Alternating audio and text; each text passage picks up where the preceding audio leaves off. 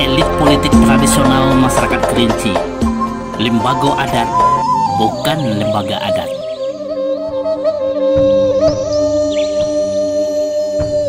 Assalamualaikum warahmatullahi wabarakatuh.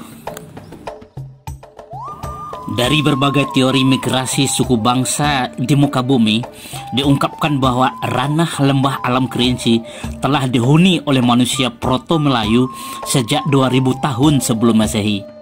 Bahkan ada yang memperkirakan kaum Ad kedua, Ad Sani, yang diselamatkan Allah sebagaimana didokumentasikan dalam Al-Quran di berbagai surat, terdampar di dataran tinggi Sumatera pada kurun waktu yang hampir bersamaan, 2300 sampai 2000 sebelum Masehi, sehingga diperkirakan telah terjadi interaksi ajaran tauhid antara kaum Atsani dengan kaum Proto-Melayu di Sumatera.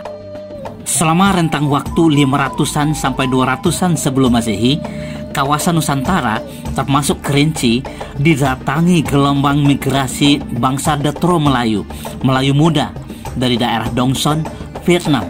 Namun temuan yang mengungkapkan bahwa nenek moyang suku Kerinci telah ada lebih dari 10.000 tahun yang lalu, 4.000 tahun lebih tua dari Nabi Adam alaihissalam, patut dicurigai sebagai upaya penyesatan oleh kaum orientalis sekularis barat.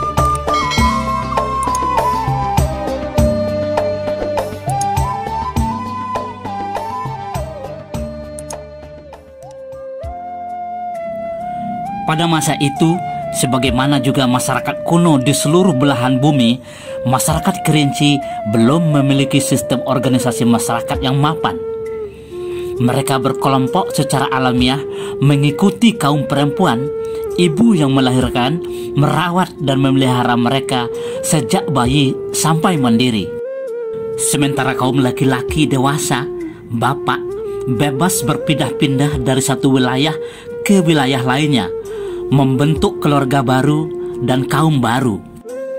Oleh karena itu, kepemimpinan kaum diambil alih oleh anak atau saudara laki-laki kaum yang tetap bertahan berkelompok dengan ibu dan saudara perempuan mereka.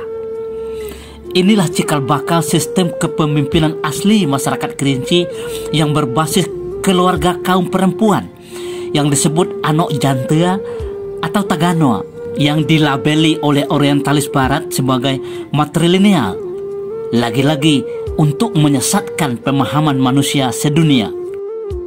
Sistem kepemimpinan masyarakat Kerinci yang lebih mapan, yang mencakup kawasan yang lebih luas, yang disebut dengan Nagroi, Dusen, dan Luhah, baru muncul setelah kedatangan dan pengaruh kalangan elit dari berbagai wilayah tetangga, khususnya Jambi dan Minangkabau. Tujuan utama kedatangan mereka adalah memperluas pengaruh ideologi, politik, dan ekonomi, sebagaimana juga masih berlangsung sampai hari ini di seluruh permukaan bumi ini. Kisah migrasi kaum elit ini didokumentasikan secara lisan di dalam Tambo, khususnya Tambo Alam. Perlu dipahami bahwa Tambo Alam memuat kisah migrasi kaum elit yang menggambarkan jaringan pengaruh ideologi, politik, dan ekonomi mereka. Bukan kisah tentang kehidupan rakyat jelata yang mempunyai hak tradisional atas ulayat dan lembaga mereka. Bukan lembaga.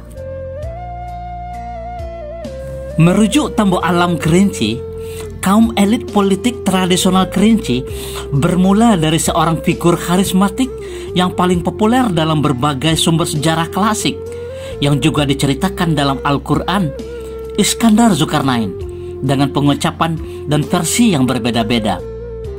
Dipaparkan bahwa Iskandar Zulkarnain mempunyai keturunan 3 orang, Maharaja Alif, Maharaja Dipang, dan Maharaja Bungsu.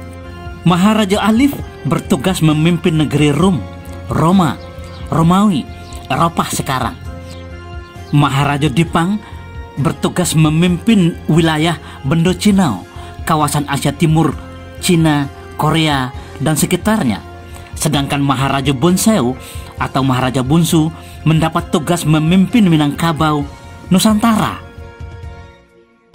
Tambo Alam Kerinci mengungkapkan bahwa anak ke-8 dari Maharaja Bunsu, Tuan Sultan Bagindo Tua, ditugaskan memimpin negeri Jambi yang kemudian memperluas wilayah kawasannya ke Batanghari. Dikisahkan bahwa beliau memperluas wilayah pengaruh kekuasaannya ke arah mudik hulu sungai Batanghari melalui Teluk Dingin, Rengas Bajilea, Tanjung Semalideu, terus ke Kerinci Rendah, Kerinci Tinggai. Kerinci Rendah mencakup wilayah 3 di Bariu, di hilir, di bawah, yang dipimpin oleh 3 orang Depati. Depati Satyo Rajo yang memimpin wilayah Tanah Renah sampai ke Tanah Merah. Depati Satyo Batin memimpin wilayah Kungkai, Pulau Rengas sampai ke Batang Asai. Sementara Depati Satyo Nyato memimpin wilayah dari Sungai Manau sekarang, Perentak, Pangkalan Jambu sampai wilayah perbatasan Kerinci Tinggai.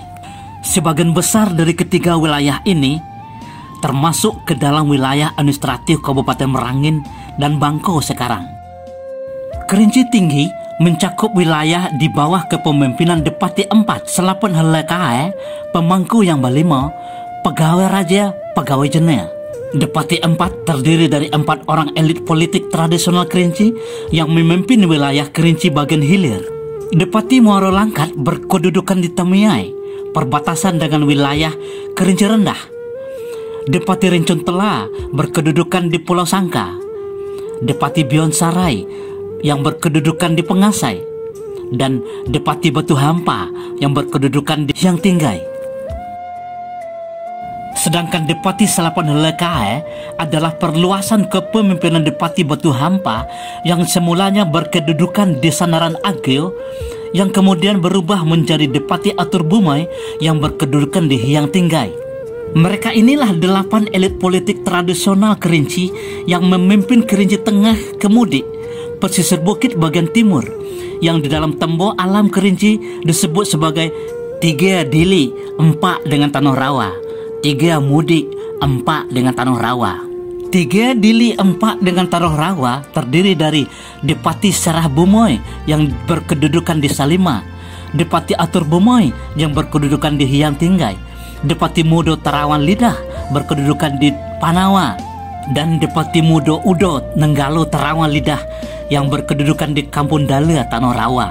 Sedangkan 3 di Mudik 4 dengan Tanah Rawa terdiri dari Depati Kepalu Sembah yang berkedudukan di Semurup, Depati Kuning Kudrat yang berkedudukan di Sekungka, Depati Tujuh yang berkedudukan di Kamanta, dan Depati Punjung Sepenuh Bumi yang berkedudukan di Koto Baru Rawa.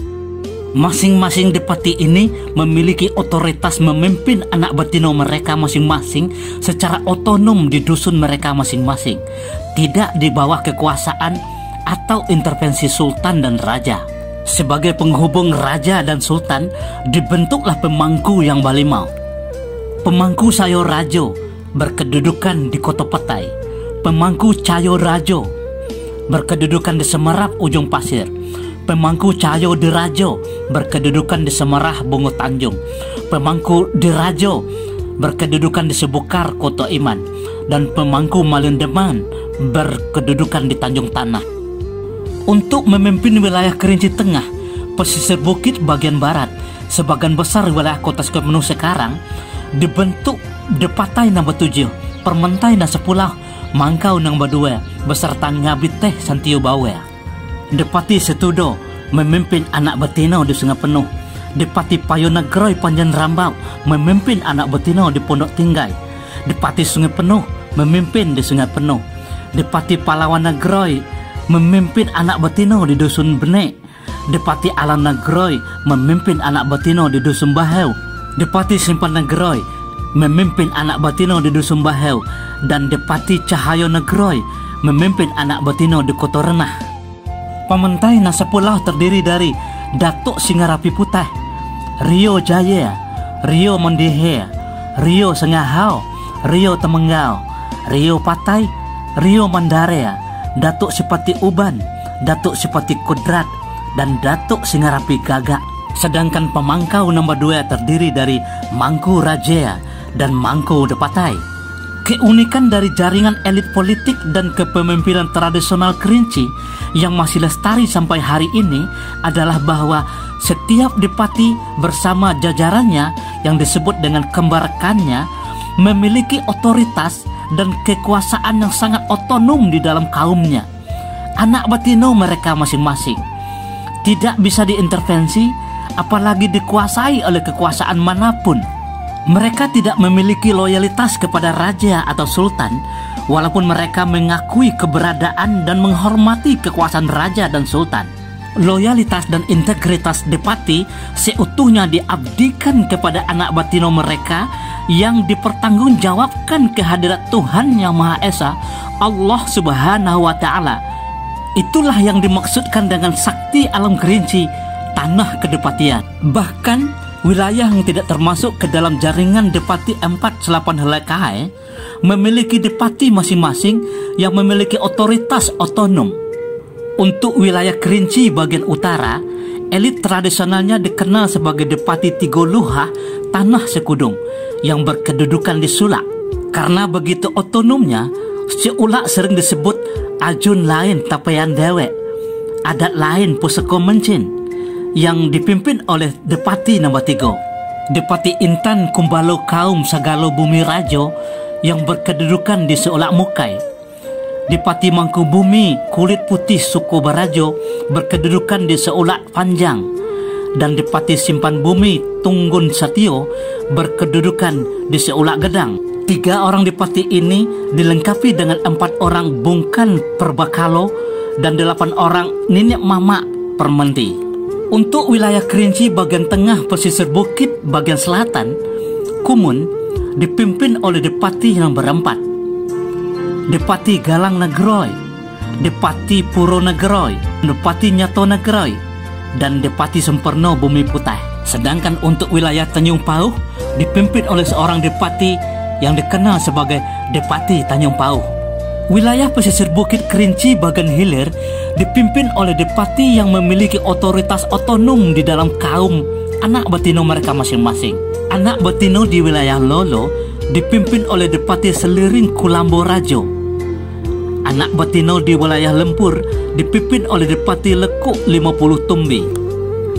Anak batino di wilayah Serampeh dipimpin oleh 6 orang depati, Depati Pulang, Depati Naur, Depati Serampeh, Depati Ketau, Depati Payong, dan Depati Karamo. Bahkan di Pulau Sangkar, wilayah kedudukan salah seorang depati berempat, Depati Rencong Telang, terdapat 6 orang depati yang memiliki otoritas memimpin anak batino mereka secara otonom. Depati Kerinci, Depati Anggo, Depati Sangkar, Depati Suko Barajo, Depati Gong, dan Depati Talago.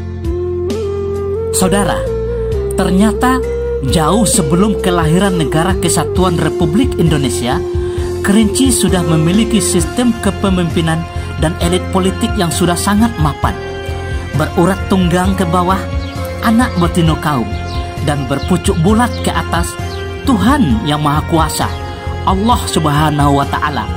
Sehingga integritas dan loyalitas kepemimpinan dan elit politik asli Kerinci adalah anak batino, dan tanggung jawab kepemimpinannya diserahkan kepada Tuhan Yang Maha Kuasa, Allah Subhanahu wa Ta'ala.